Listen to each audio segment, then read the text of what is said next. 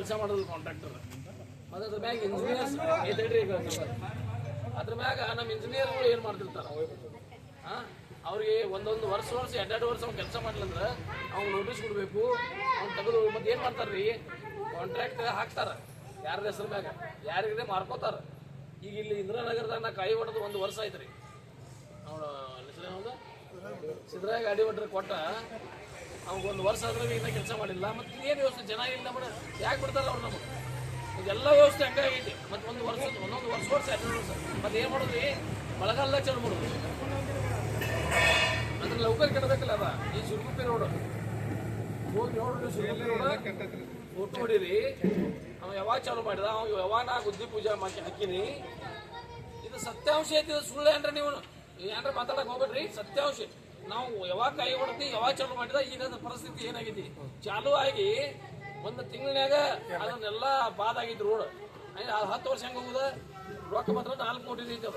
ಮತ್ತು ಬ್ರಿಡ್ಜ್ ಒಂದು ಕಟ್ಟಾರ ಸಿರುಗುಪ್ಪಿ ಮಧ್ಯದಾಗ, ಉಗಾರ ಸಿರುಗುಪ್ಪಿ ಮಧ್ಯದಾಗ ನೋಡಿದಿರಿ.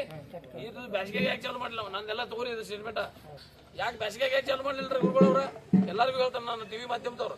ಬ್ಯಾಸಿಗೆಗೆ ಯಾಕೆ ಚಾಲು ಮಾಡ್ರಿ? ಈ ಮಳೆಗಾಲದಾಗ ನೀರು ಹೆಂಗೆ ನಿಂತಿದೆ, ಆ ಫೋಟೋ ಹೊಡ್ಕೋರಿ, ಅದನ್ನ ಫೋಟೋ ಹೊಡ್ಕೊಂಡು ಫೋಟೋ ಸಗಟ್ ಪೇಪರ್ದಾಗ ಹಾಕ್ರಿ ಎಲ್ಲ. ಈಗ ನಮ್ಮಲ್ಲಿ ಯಾವಾಗೂ ಬ್ಯಾಸಿಗ್ಯಾಗ ಗಪ್ ಉಂಟದ್ರಿ, ಮಳೆಗಾಲ ಚಾಲು ಹೋದ್ರೆ ಕೆಲಸ ಮಾಡೋದು, ಮಳೆಗಾಲ ಚಾಲು ಹೋದ್ರೆ ಕೆಲಸ ಮಾಡೋದು. ಅದು ಕೆಲಸ ಯಾಕೆ ಉಳಿತೈತಿ? ಅಸ್ಫಾಲ್ಟ್ ಅದು ಹೆಂಗೆ ನಿಲ್ತೈತಿ?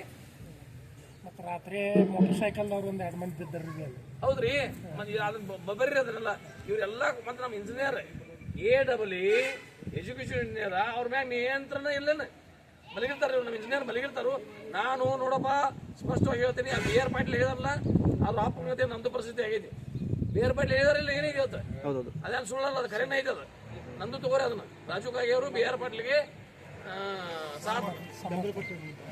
ಬೆಂಬಲಿಸು. ಮತ್ತು ಇದನ್ನ ನನ್ನ 2 ವರ್ಷ ಆಯ್ತು ಕಾಯಿ ಹೊಡೆದ. ವಿಶೇಷ ಅನುದಾನ ಕೊಟ್ಟರೆ ಇದು ತಗೋರಿ, ಸೀರಿಯಸ್ ಐತಿದಾವ ಇಲ್ಲಿ ಇವೆಲ್ಲ. ವಿಶೇಷ ಅನುದಾನ ಮುಖ್ಯಮಂತ್ರಿ ವಿಶೇಷ ಅನುದಾನ 25 ಕೋಟಿ ಕೊಟ್ಟರು. 25 ಕೋಟಿದಲ್ಲಿ 12 ಕೋಟಿ ರೂಪಾಯಿ ರಸ್ತೆ ತಗೊನಿ, 13 ಕೋಟಿ ರೂಪಾಯಿ ಸಮುದಾಯ ಭವನ ತಗೊನಿ, 13 ಕೋಟಿ ರೂಪಾಯಿ 2 ವರ್ಷ ಆಯ್ತು ನಮಗೆ.